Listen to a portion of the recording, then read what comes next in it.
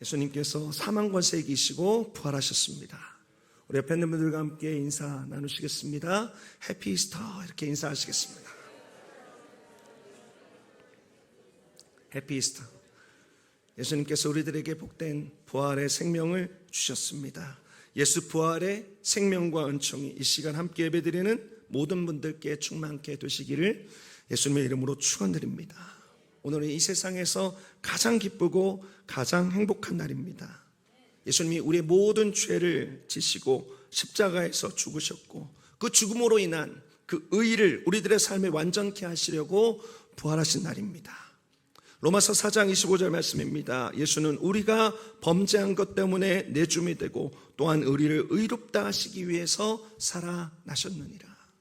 예수님께서 우리의 모든 죄를 짊어지고 십자가에서 죽으셨습니다. 또 우리를 의롭다 하시기 위해서 부활하셨습니다. 그런데 이 부활절 우리가 이런 생각을 한번 해보도록 하죠. 그런데 만일 부활이 없다면 어떨까요? 오늘 말씀의 제목입니다. 만일 부활이 없다면. 여러분들께 기도 한 가지 부탁드리고 싶은 것이 있습니다.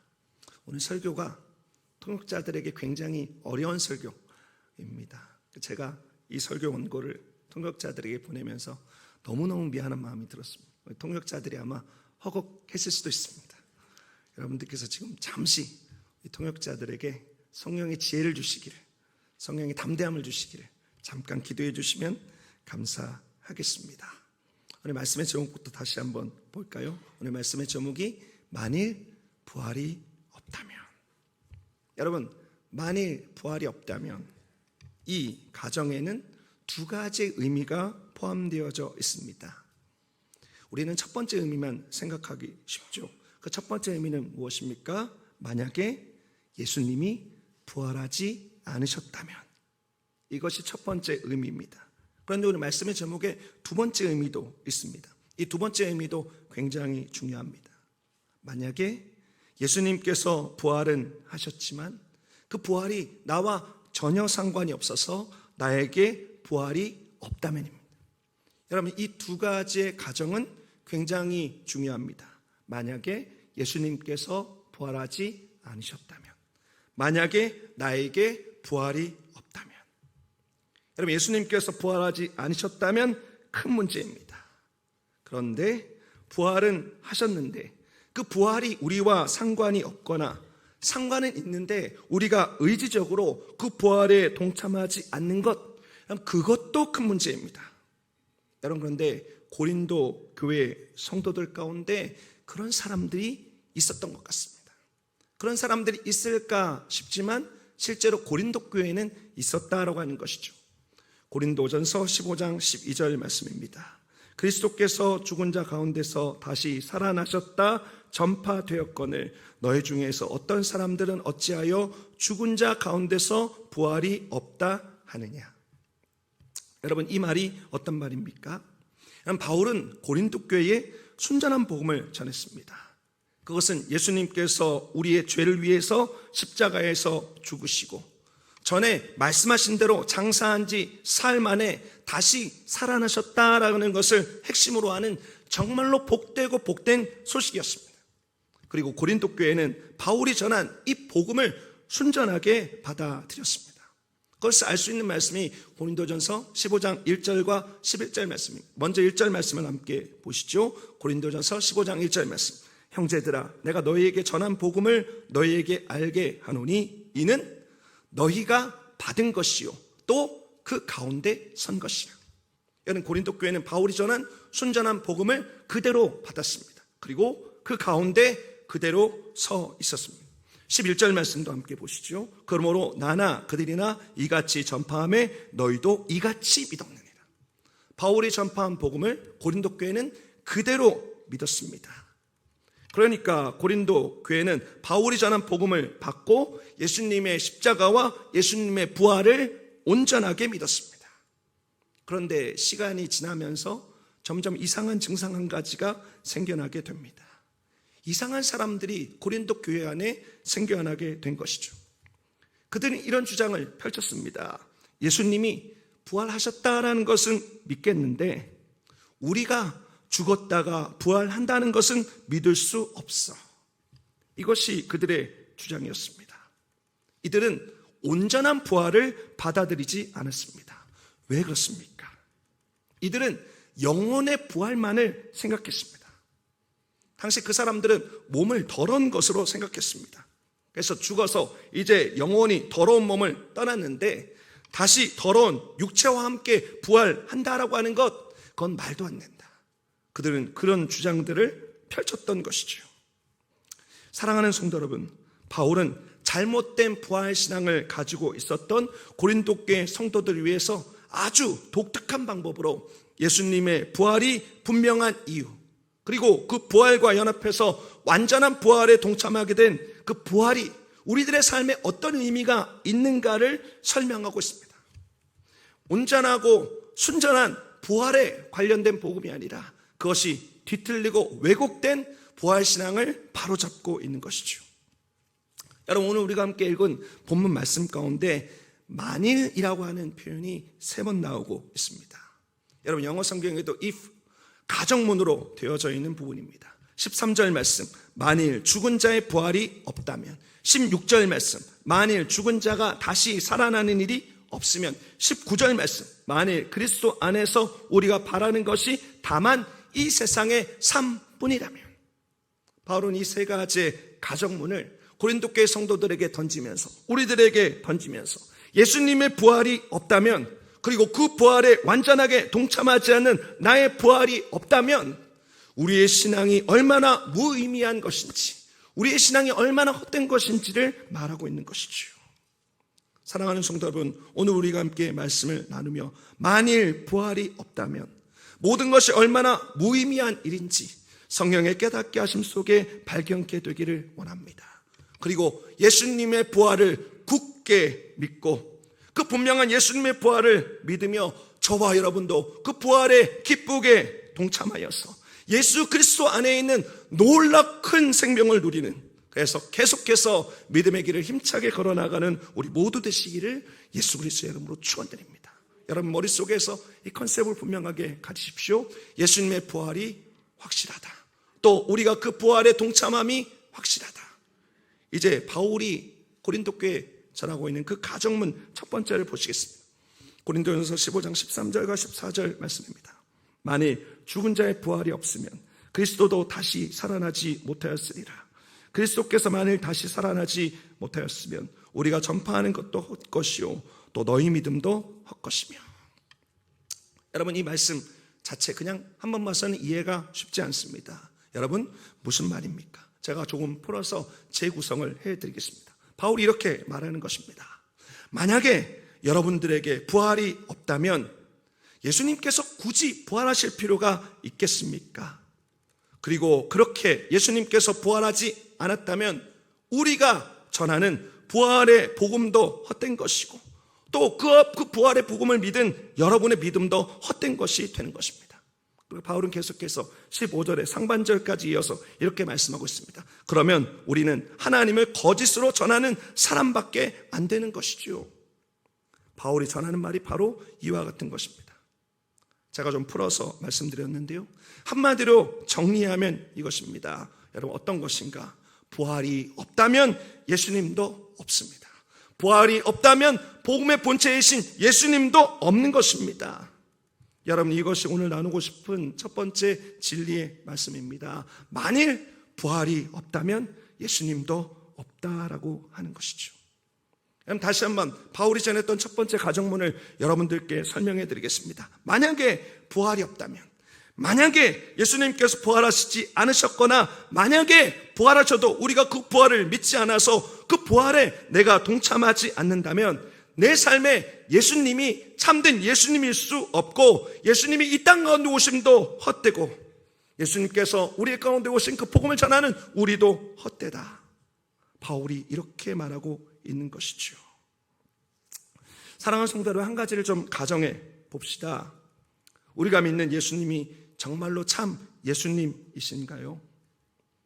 여러분, 우리가 부활에 동참하지 않고 예수 부활, 내 부활이 되지 않는다라고 하면 우리가 믿는 예수님이 거짓되고 헛된 것이 될 수밖에 없다.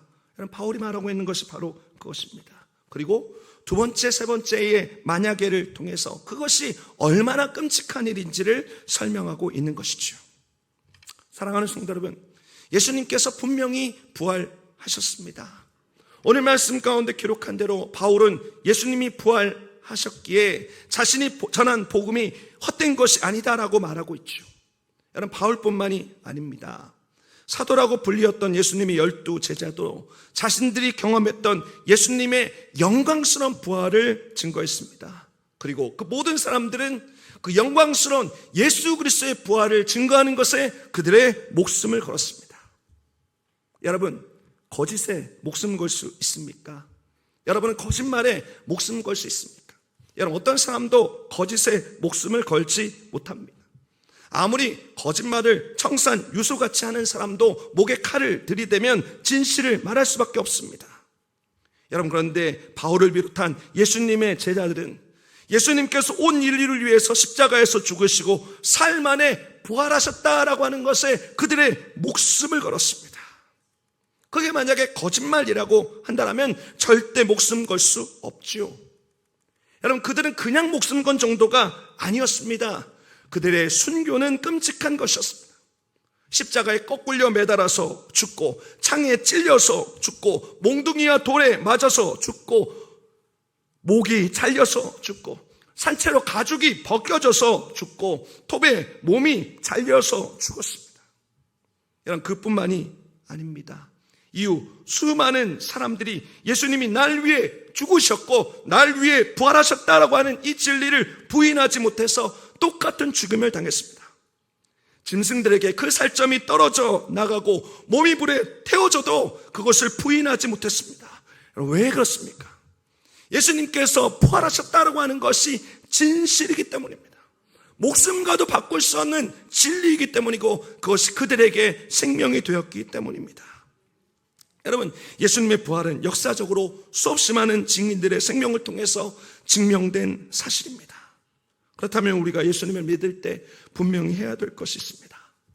여러분, 고린도 교회 성도들처럼 헬라 철학과 당시 세상이 가지고 있는 철학적인 논리들과 신천지들과 같은 영지주의적인 이단의 왜곡들과 인간의 제한된 경험으로 예수님의 부활을 부인하는 세상의 흐름 속에서도 우리가 예수 부활, 내 부활. 다시 한번 말씀드립니다. 예수 부활, 내 부활. 여러분, 이것이 우리들의 분명한 신앙의 고백이 되어야 되는 것입니다. 그래서 정말로 생생하게 살아계신 예수 그리스도를 나의 구세주로 삼고 믿음의 길을 걸어 나아가야 하는 것이죠. 분명히 예수 그리스도의 부활이 나의 부활임을 믿으시기 바랍니다. 사랑하는 성도 여러분, 오늘 그 은혜를 구하십시오. 예수님의 제자들도 바울도 구름같이 허다한 증인들도 성령의 충만함 가운데 예수 부활을 믿었습니다. 그리고 그것이 나의 부활임을 믿었습니다. 그래서 예수님과 진짜 동행하는 삶을 너무나 생생하게 살았습니다. 우리도 그렇게 살기 원합니다. 참된 부활신앙으로 예수님을 나의 예수님으로 믿는 저와 여러분 되시기를 예수 그리스도의 이름으로 축원드립니다. 두 번째 가정문을 함께 보시죠. 바울은 두 번째 가정문을 통해서 예수 부활, 내 부활의 의미를 보다 강화해서 설명하고 있습니다. 고린도전서 15장 16절 17절 말씀입니다. 만일 죽은 자가 다시 살아나는 일이 없으면 그리스도도 다시 살아나신 일이 없었을 터이요, 그리스도께서 다시 살아나신 일이 없으면 너희의 믿음도 헛되고 너희가 여전히 죄 가운데 있을 것이요. 여러분, 두 번째 가정문이 무슨 뜻입니까? 아까처럼 좀 풀어서 말씀드리겠습니다. 여러분, 시작은 똑같습니다. 만약에 여러분들에게 부활이 필요 없다면 예수님께서 굳이 부활하실 필요가 있겠습니까? 그리고 그렇게 예수님께서 부활하지 않으셨다면 예수님께서 의인이셨지만 모든 인간의 죄를 짊어지고 죽으시고 그 죄가 완전히 사해졌다라고 하는 것이 어떻게 성립될 수 있겠습니까? 만약에 예수님의 부활이 없다면 우리의 죄가 해결되지 않은 것입니다. 여전히 우리는 죄악 가운데 멸망받을 수밖에 없는 운명입니다. 바울은 고린도 교회 성도들에게 또 우리들에게 이렇게 말하고 있는 것입니다.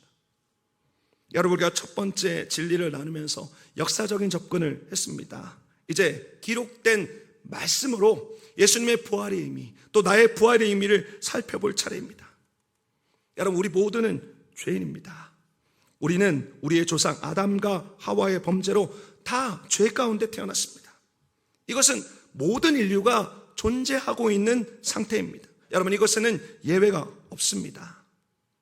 이렇게 모든 인간은 죄 가운데 태어났고 하나님의 공의는 이런 죄를 심판할 수밖에 없습니다. 만약에 하나님께서 이 죄를 그냥 눈 감아 주신다면, 죄가 있는데도 죄가 없는 셈 친다라면 하나님의 공의, 하나님의 의로움은 손상받게 됩니다. 하나님의 의로움이 손상되어지면 하나님을 거룩하다 할 수 없으니 하나님을 하나님으로 부를 수 없는 것이죠. 그래서 사람이 이 죄를 해결해야 되는데, 하나님께서 용서하시려면 이 죄를 누군가 해결해야 되는데 모두가 다 죄인이니 그 누구도 죄를 해결하고 죽을 수 없습니다. 죄 때문에 죽지만 죄는 여전히 남아있는 것이죠. 그래서 죄를 해결하기 위해서 같은 인간이지만 죄 없는 자가 필요합니다. 그래서 하나님께서 결정하신 것이 무엇입니까? 하나님께서 직접 인간이 되셔서 이 땅 가운데 오신 것입니다. 그리고 이 땅을 살면서 한 사람의 인간이지만 죄를 이긴 삶을 사셨습니다. 그리고 드디어 예언된 대로 온 인류를 사랑하시는 아버지 하나님의 뜻대로 무죄하신 예수님이 모든 인간의 죄를 다 짊어지시고 십자가에서 죽으신 것입니다. 그러면 한 가지 증명해야 될 것이 남습니다. 그것이 무엇인가? 예수님께서 의인으로 죽으신 것을 어떻게 입증하냐라고 하는 것입니다. 예수님께서 의인이셨는데 다른 사람의 죄를 짊어진 그 숭고한 죽음을 어떻게 증명할 것인가 라고 하는 것입니다. 여러분, 우리가 잘 아는 대로 십자가는 사형의 틀이었습니다. 오늘날로 치자면 사형수들이 앉게 되는 전기의자, 과거로 치자면 목을 매는 교수형대, 아니면 목이 잘리는 단두대와도 같습니다. 그리고 그 사형대에서 모든 사형수들은 죄인으로 죽습니다. 죄인으로 죽고 끝입니다. 그 이상도 이하도 아니죠. 만약에 부활이 없고 예수님도 그렇게 죽으셨다면 예수님도 그냥 죄인으로만 죽은 것입니다. 그러나 우리가 알고 있듯이 예수님은 십자가에서 죽으신 것으로 끝난 것이 아니고 부활하셨습니다. 하나님이 그를 죽음에서 일으켜 세우셨습니다. 죄인이 그 죄로 죽었다고 그 사람을 부활시키면 하나님의 의와 거룩이 또 손상되게 됩니다. 그러나 예수님은 죄인이 아니셨습니다. 예수님이 이 땅을 살면서 완전한 의인으로 사셨습니다. 그 의인이 다른 사람의 죄를 지고 죽었으니 그 숭고한 희생의 죽음을 선택한 의인을 일으켜 세우는 것이 바로 하나님의 의로움입니다.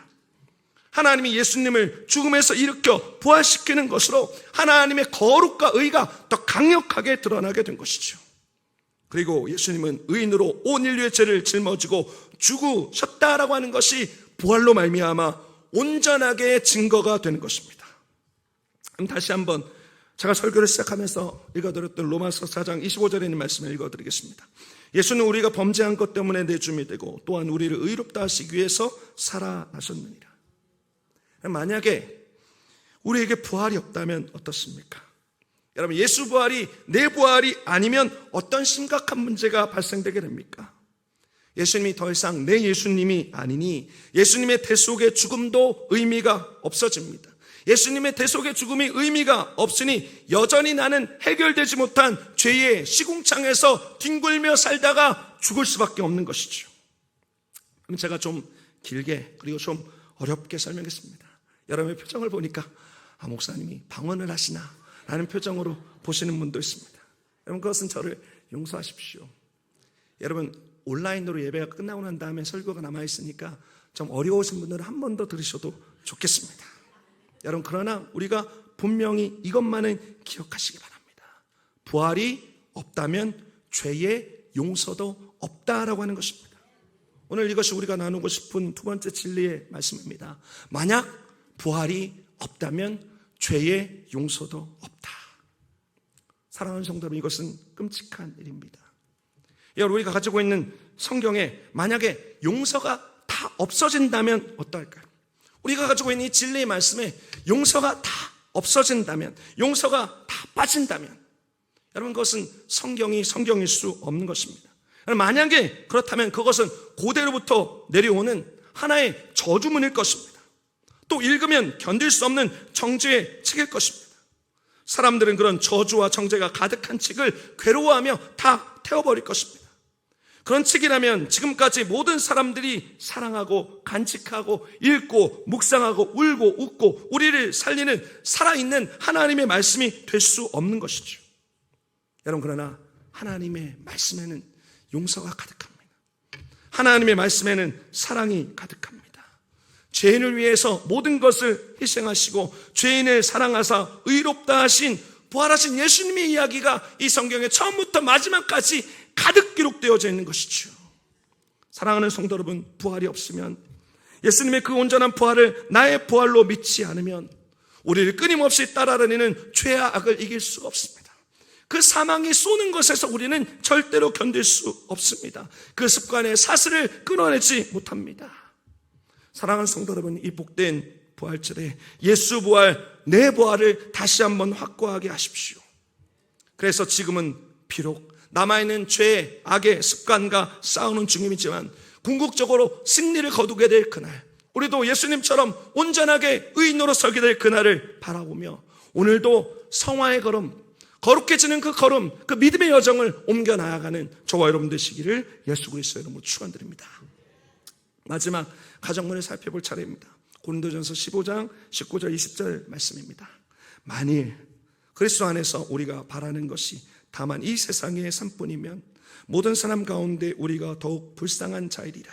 그러나 이제는 그리스도께서 죽은 자 가운데서 다시 살아나사 잠자는 자들의 첫 열매가 되셨도다.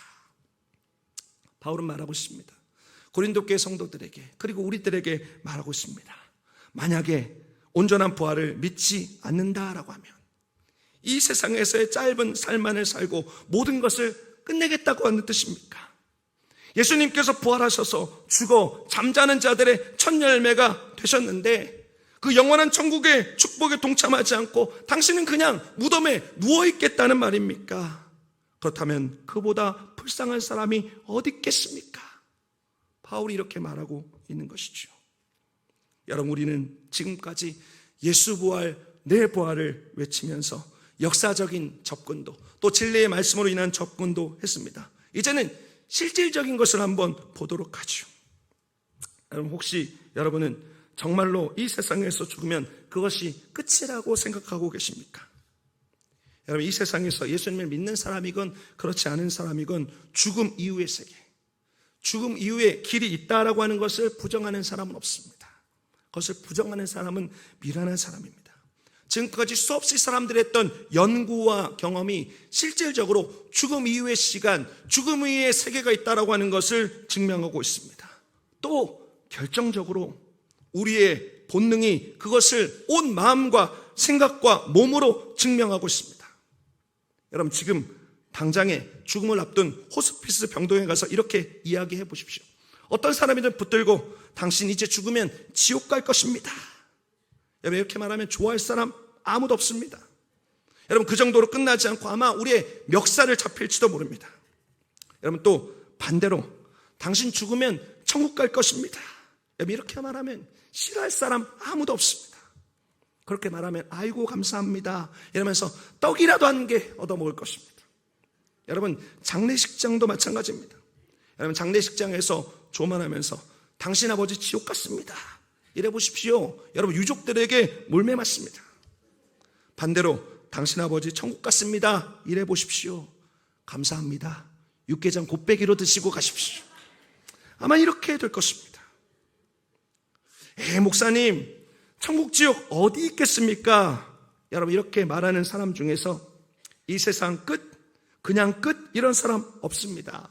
여러분, 무슨 짓을 하고 살았든 무엇을 믿고 살았든 천국 가고 싶어하지 지옥 가고 싶어하는 사람 단 한 명도 없습니다. 여러분, 그들은 죽음 이후의 영원한 곳과 영원한 시간에 대해서 결국 우리의 본능이 인정하고 있다라고 하는 것을 받아들일 수밖에 없다라고 하는 것이죠. 여러분, 그렇다면 중요한 것이 생깁니다. 그 영원한 곳에서 영원한 시간을 어떻게 보낼 것인가라고 하는 문제입니다. 그리고 성경에는 딱 두 가지의 길만 제시되고 있습니다. 고린도전서 15장 21절 22절 말씀입니다.